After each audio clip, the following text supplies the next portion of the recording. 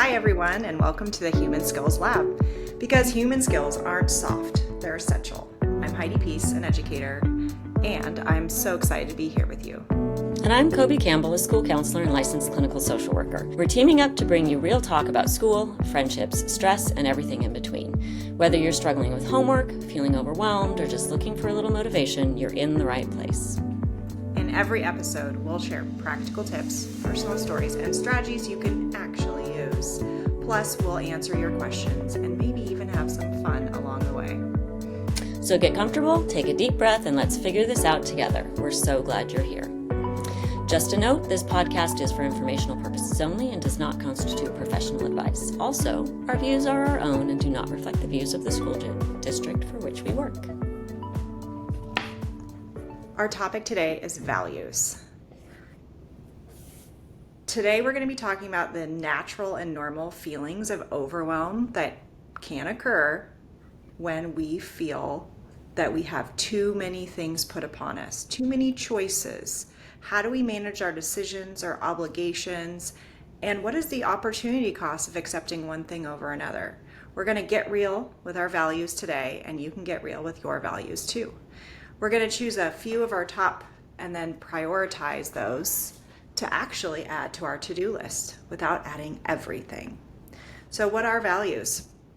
Values are fundamental beliefs that guide our decisions, our actions, our behaviors, and they shape the kind of person we want to be and how we interact with the world.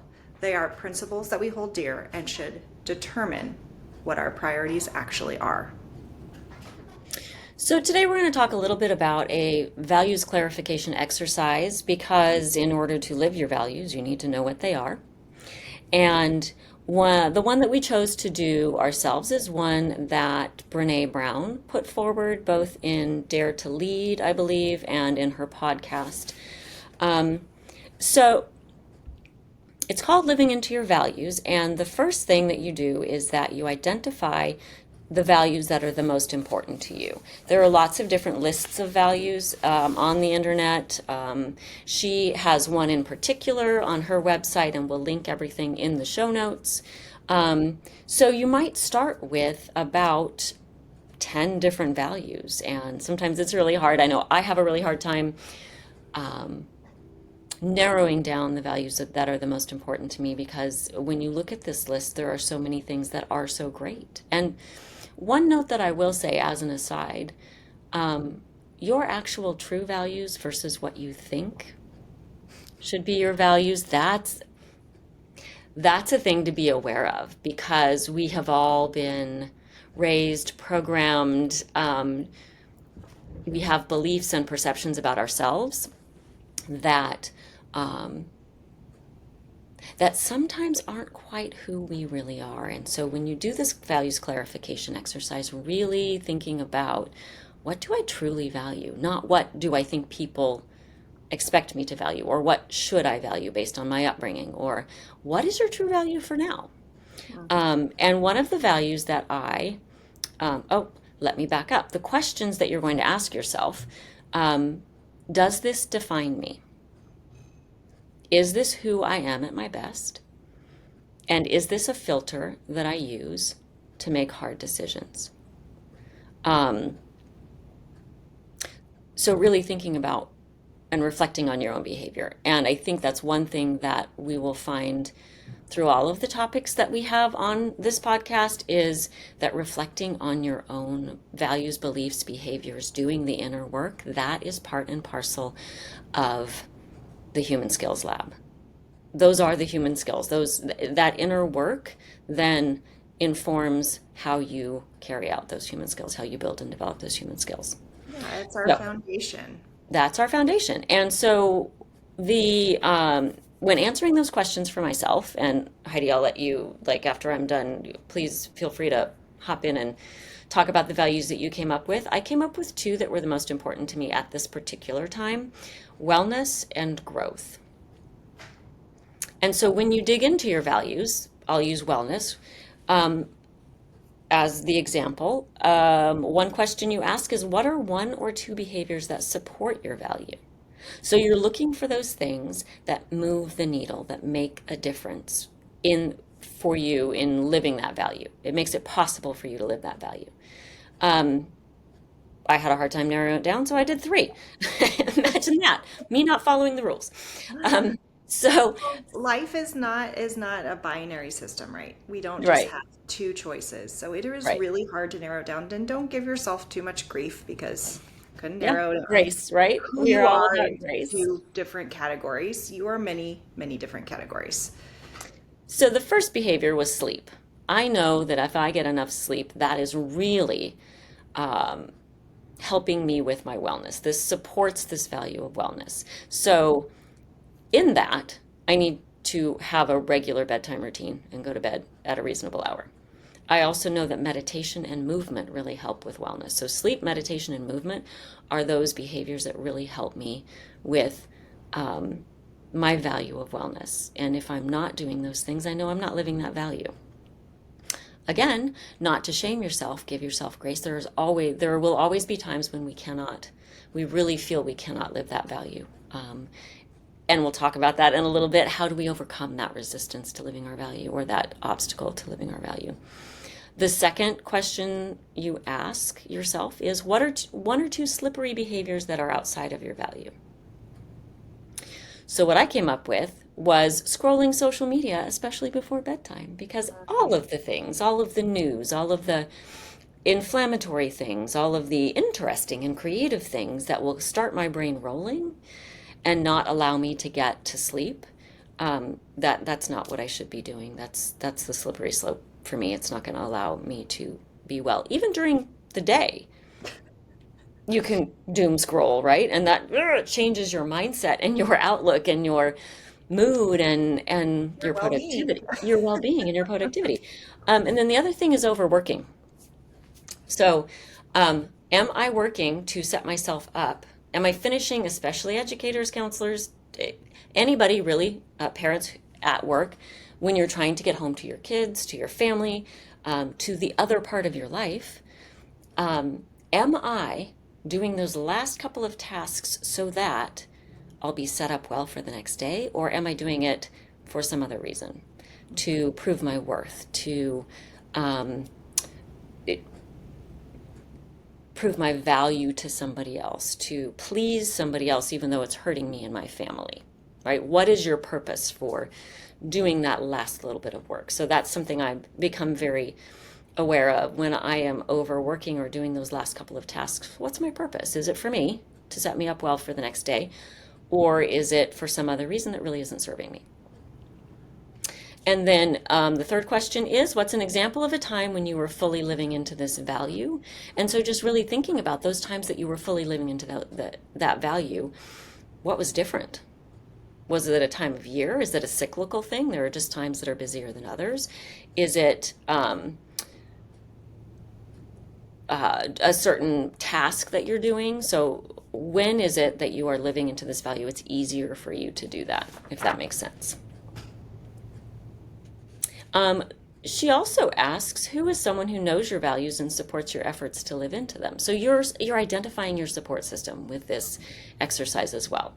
And then how do they support you? What does this support look like? So that you can identify and even ask for what you need to be able to live into your values from your support system, if that makes sense. Yeah. It does go into a couple of more questions. I liked the one a couple of questions down that asks, what are the early warning indicators that you are not living inside your values, so that you can become, it's that self-awareness piece, so you can become aware of what, when you're starting to slide down that slippery slope and not live your values. And then what does it feel like when you're living into your values, so that you can really identify, oh yeah, this is something, it's that motivation piece. This feels good when I'm living into my values. I feel good about myself. It creates more peace around me and my life. And it's something that I really want to keep doing. So increasing motivation, if that makes sense. Yeah. So what did you come up with when you did your values clarification Yeah. exercise? So first I want to review for all of our listeners, what are the steps? The first one is we need to identify what are our personal values, and there are many ways to do that. We're going to touch on the Brene Brown version today, but there are plenty of others that you could do, or sometimes you just know it already. Like you could just feel it in your body. You know what's right. You know it. One thing I like to do is to think to myself, what is irritating to me? And that will point me to what is important. Interesting. So if you can think about things that really get under your skin, that's something that is directly attaching to a value of yours. So the first thing is identify. The second one is identify those slippery habits that you need to bring to your intentional brain and you need to Mhm. make a plan. So first identify, then identify things that are tripping you up. And then what's an example or think of a time when you were fully living that value? And then identify your support system. And then what does it feel like when you are living in that value? And if you kind of do all of those things together, you can feel really happy about the choices that you're making because they are intentional choices. They aren't just the dumpster fire. They aren't just like, oh, well, which dumpster's on fire right now? Let me go attend to that. You've thought about it, you've planned, and when I say thought about it, this really doesn't take that long. Mm-mm. It's more of an awareness, and I can think of instances when this would be really helpful with um, whether or not you say yes or no to your children when they're asking for something, whether or not you do something for your children that they're asking you to do, because a lot of parents struggle with how much is too much. What Mm-mm. should I do for my kids? What should I not do for my kids? Well, if you value responsibility, maybe helping your children to become more responsible, it fits your values. If you want to be responsible for them for their entire teenage years, Then do everything for them. yes, then continue on. Um, Continue on. Don't bother with us. yes. But also there are some things that you do want to provide for your kids because it's just not they're not ready yet. They're not old enough to developmentally to handle it. So like thinking about those things. So if you identify your top values, that can help you to really feel good about the choices you're making and how you're living your life, and that you're not just rebounding from one thing to another. Okay, so for my values, I had a really hard time also narrowing them down because we are more than just a couple of parts. But I'll choose kind of some main ones. My first one is learning. So I just seek knowledge and I love to research and get new facts, and it just lights up my brain. And I also think that the things that I am learning can be directly applicable to my job and to my kids and to my husband and to anything that I'm doing for my family. And I never see learning as being wasted.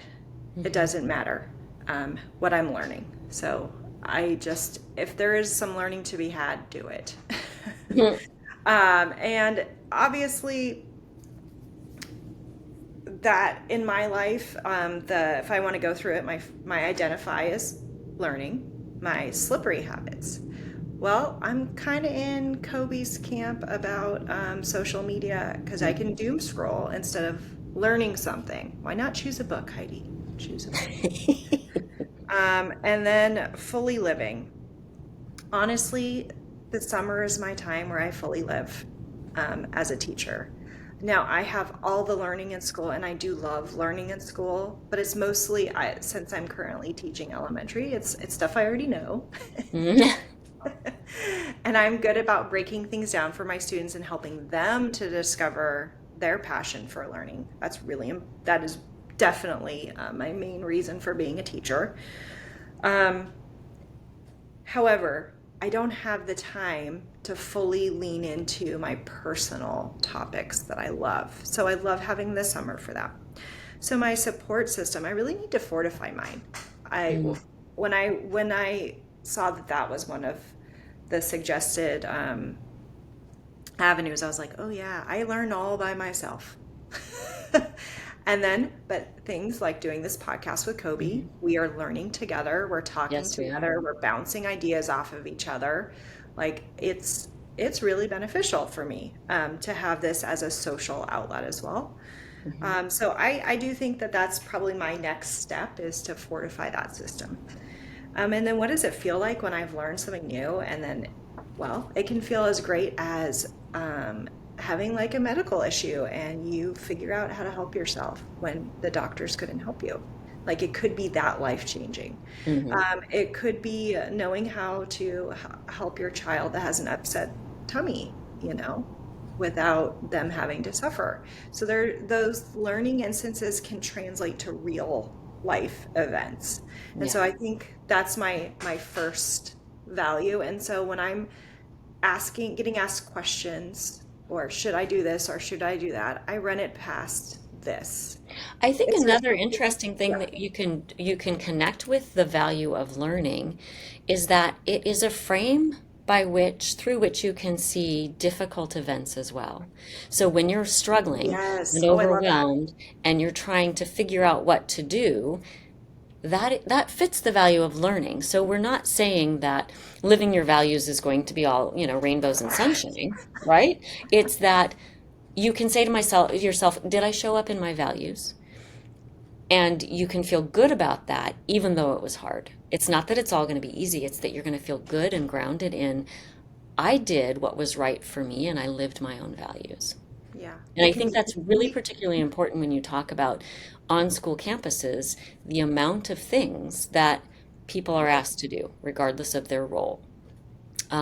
Being able to sift through, and we'll get to prioritization in probably our next episode, but being able to sift through and figure out what is negotiable and what's non-negotiable and how to do the both of them, the negotiable and the non-negotiable, through the lens of your values. Maybe the non-negotiable or the negotiable ones you let go of something because it doesn't fit a value.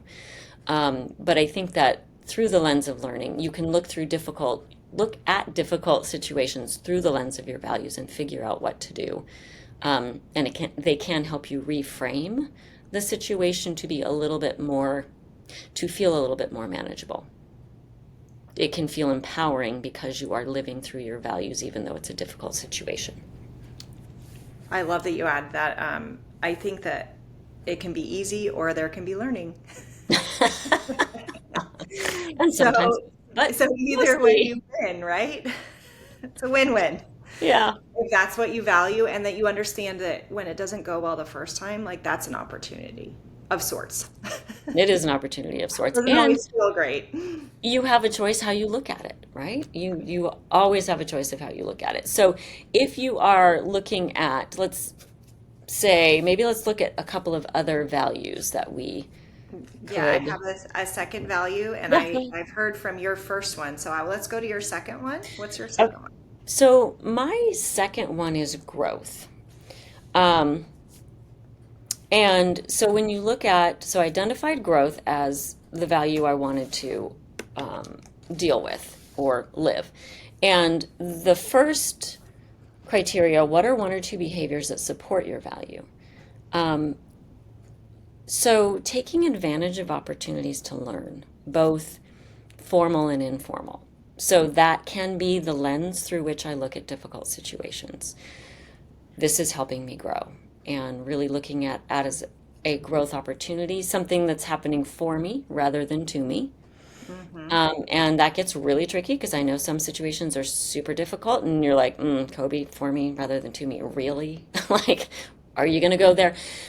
But if you can make a mindset shift, I think a lot of things have to do with mindset shifts. Our suffering has to do with mindset shifts. We can choose that we are going to see things a certain way and suffer, or we can shift it slightly and suffer less. I give an analogy of, so back during the pandemic, there was a whole lot of positive thinking trying to go on, and nobody was having it. And rightly so. So I kind of came up with this analogy of negative thinking is in the basement. And so if you're in the basement, you want to pick a thought that's maybe a neutral thought, not a positive thought, just something to get your feet under you on the ground floor. And that might be something like, in this moment right now, I'm safe and okay, particularly during the pandemic. But then to get to the second floor, you might want to choose something that's a little more positive and hopeful, right?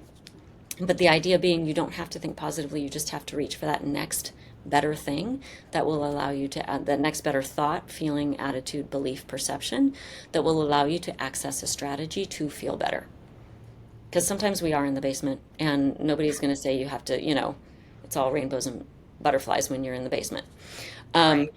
so taking advantage of those growth opportunities, whether they're professional learning opportunities, whether they're growing situations that are difficult, but really leaning into this as a growth opportunity. And that's okay. This is happening for me, not to me. Reflecting on and journaling on my actions, the situation, my thoughts, my beliefs. When I reflect and journal, sometimes things will come out and I'm like, meh, I don't know that I really feel that way. Or sometimes they'll come out and I'll go, oh, I didn't know I felt that way. This gives me something else to work with, to use, to do, to grow. Um, when I think about growth, one or two slippery behaviors, judgment or blame of myself or others, does not allow me to grow. That keeps me stuck in either victimhood or anger and frustration, and it makes it much harder to grow. So that's a slippery behavior for me. Another one is having to be the knower of everything. Sometimes, as experts, right? Yeah. Experts, we feel like we have to know everything, and it's like, no, but that's what a career is for, right? That's what growth is for. Yeah. And sometimes You we feel expected to know it all too. right, Like and you you are know the what? giver of knowledge, so you must know everything. Right, I will tell you all right now, we don't. We don't. We're learning here, right?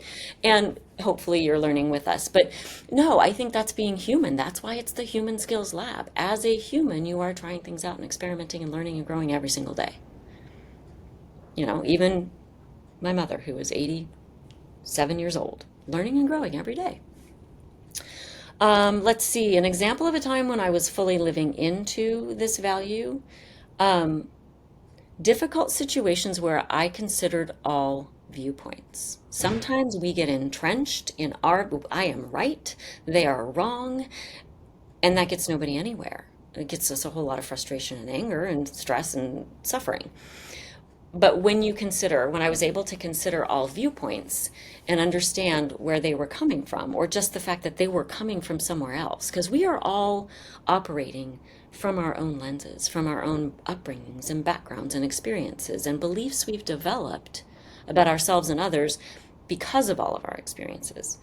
So I'll give the example of I will see a dog and I will run up and I will want to pet the dog and great, we have a dog. This is amazing, so cute.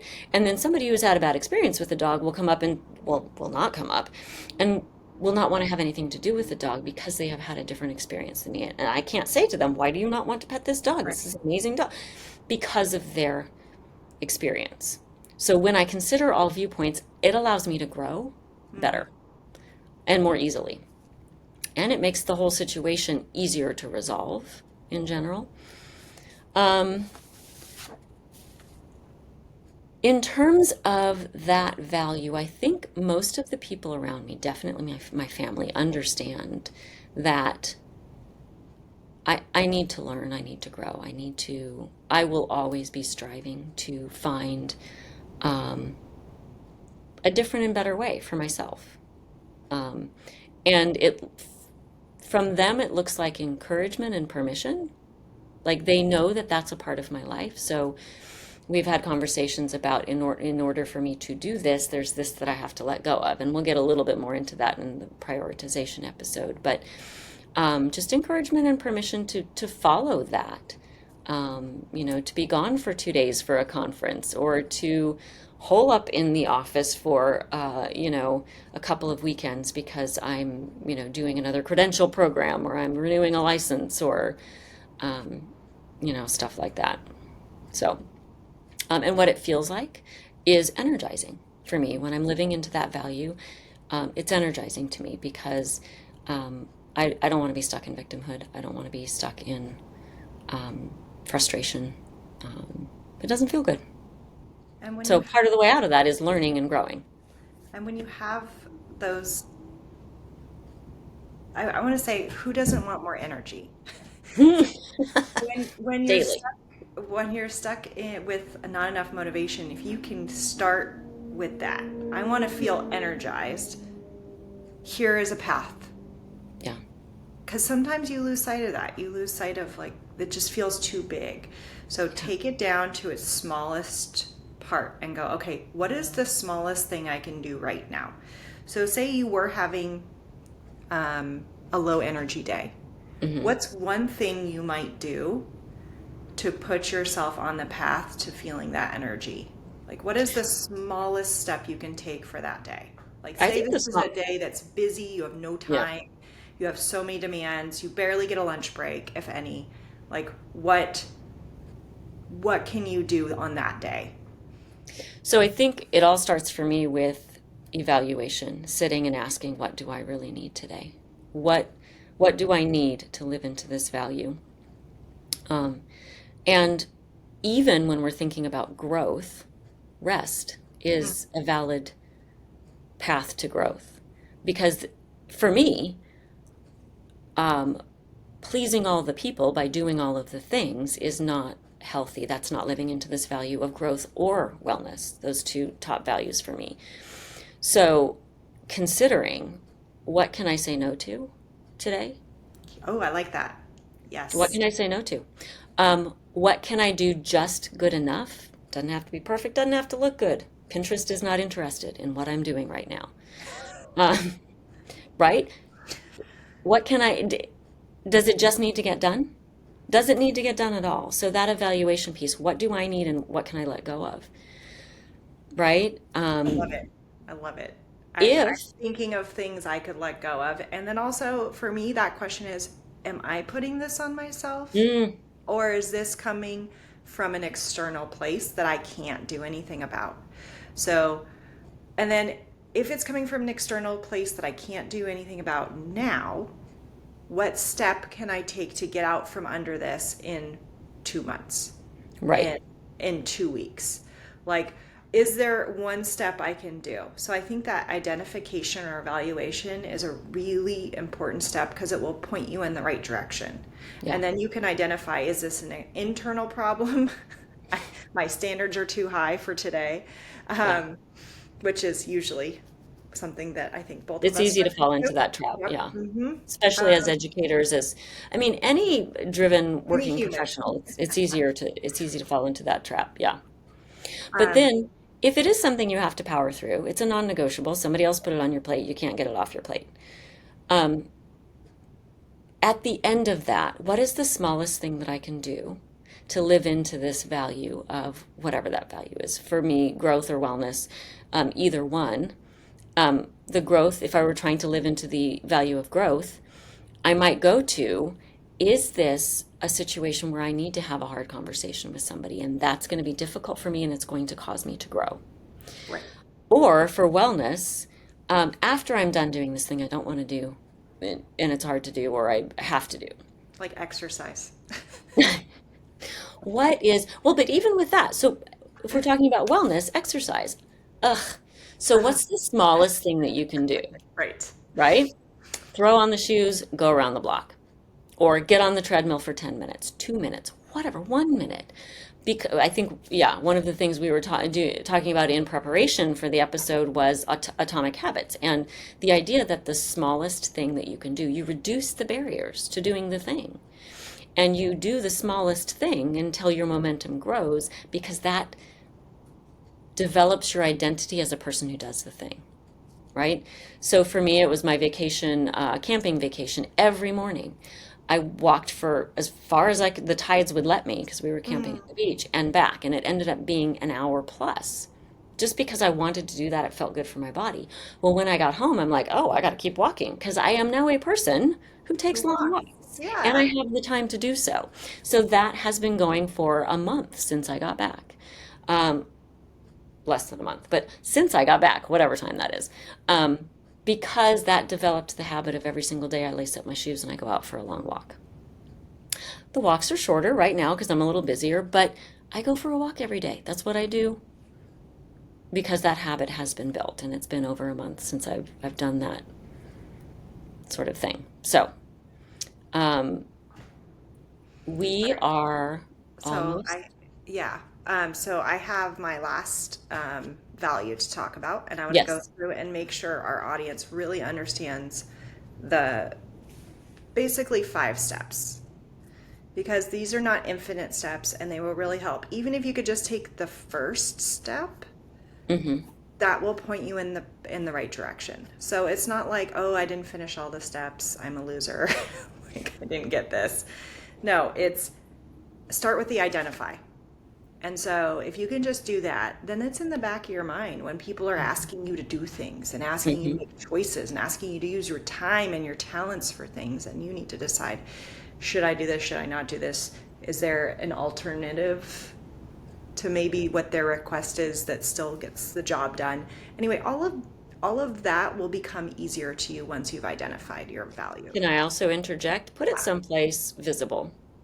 Yeah. Get on Canva, create something pretty, put it as a background on your phone, Oh, I love that or idea. yeah, I stick it on a can. sticky note on your mirror. Yeah. Keep your values in your vision Ooh. Okay. because then it's easier to live them.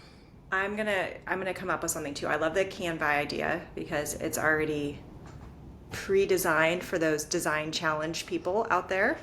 Um, Sometimes myself. I like to do art and take pictures, so I could put one on one of my Mhm. images, and that would probably speak to me. Great Yeah. idea. Okay, so my second one is connection. And I really want to feel, I really feel strongly about this one because I feel like in today's society that it is getting harder to connect. Yeah. Most people are starting their relationships on an app, not in Hmm. real life. The loneliness epidemic is so bad. It is creating health factors equivalent to smoking a pack of cigarettes a day. Wow. Connection is a real issue for a lot of people. And for me, I toggle between loving my alone researching time, but also needing tons of social activities. I know that that's near and dear to my heart and has always been because I had a desk job before I became a teacher where I would sit in a cubicle and write reports and research. And I'm like, yes, I like research. Yes, I like to do these things, but I was missing the people. Yeah. So I am almost immediately I knew. I was like, ooh, not enough people here. I need to find my people. Yeah. So connection is what to me is it's building meaningful relationships, Mhm. using your empathy skills, respect, and communication. And all of these things you want for yourself too. And I think Mhm. they're becoming harder to find. I think people are not just running into each other randomly anymore. Yeah. It's all planned. And Hmm. one of my kids said it best. They're like, yeah, why do we have to plan so far in advance? Why do you?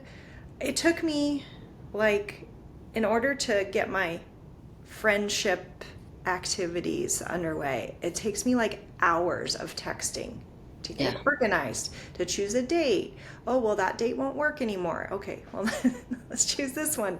And I'm sitting I here have going, a whole lot of thoughts and feelings about why that yeah, happens, but that's a whole other episode. yeah, but I know I value it. Yeah. So so that's my first step. My second step is the slippery habit. The slippery habit is when I start working in the school year, I stop reaching out. Yeah. So that is my slippery habit. It's not something I'm doing, it's something I'm not doing. So I Yeah. need to put it on my calendar every day in a little checkbox. Did I reach out to 5 people? So that is how I'm handling keeping in touch with the people I want to keep in touch with. And I've Yeah. written a list of like my top people that I really think I want to spend the energy, even though it's hard to schedule things and it's Hmm. booked months out. It's like worse than going to the eye doctor. Okay.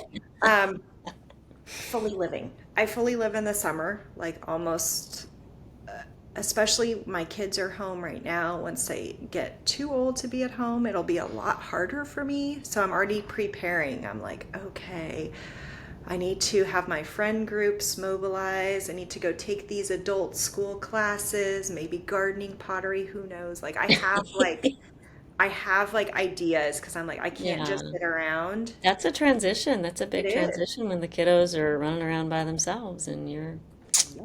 at home. Yeah, it is. So, and the support system. Well, I think the support system needs fortification as well because, well, that is the issue is you don't just run into your friends anymore.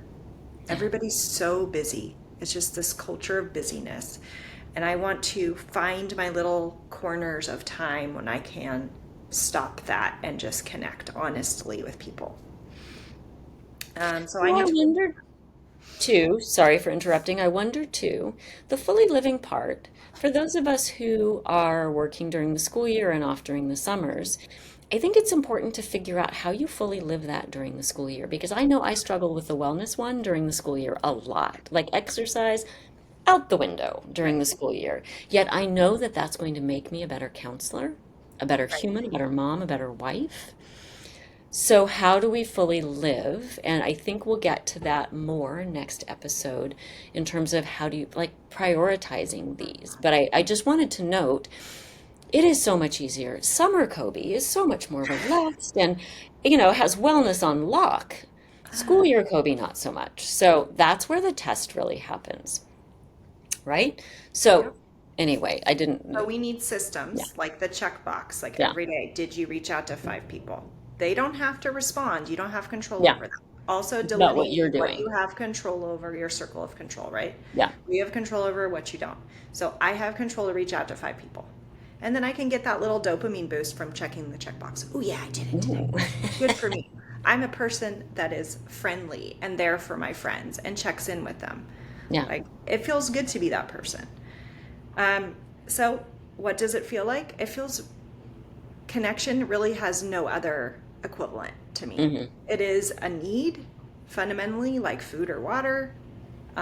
And the feeling to have it is the feeling of closeness and care and ultimate wellness, I think. Yeah. Because you can feel better even when you're sick if you have your people around you. Yeah, if you feel cared for. Yeah.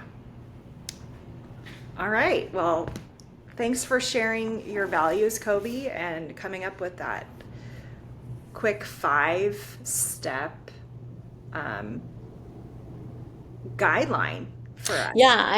I don't think it has to be as overwhelming as we think it is. Like I don't have time to clarify my values. I think just taking a minute or two to check over a list, like 30 seconds to check over a list and check off 5 or 10 that really speak to you, come back to it the next morning.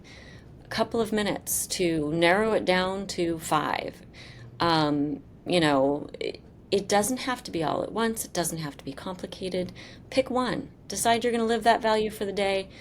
See how it went. That's why it's the Human Skills Lab. We try stuff out. If it, doesn't work, we tweak it. If it works, we keep it. So hopefully you got something from today, something useful from our values clarification exercise. Yep. Keep experimenting and know that these social emotional skills are really important to us as humans. Yes, and give yourself grace when things don't go the way that you want them to. I think we're big on grace because oftentimes we're doing our best and it's not giving us the results Hmm. that we want. But that's where you go back to those teeny tiny incremental changes, and over time, you will see results that you can feel good about.